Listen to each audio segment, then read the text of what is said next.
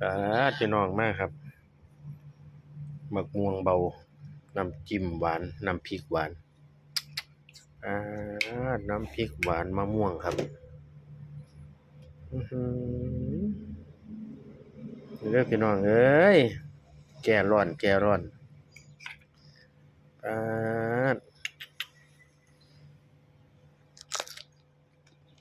อืมบ่ให้เห็นหน้าย่านพี่น้องน้ำลายไหล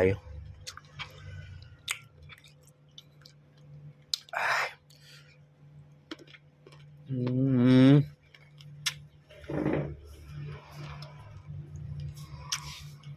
อืม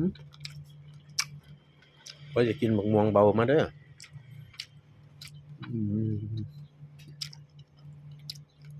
ยั่วน้ำลายคนผู้ใดสิน้ำลายแตกพี่น้องฟังเสียงยำฟังเสียงยำ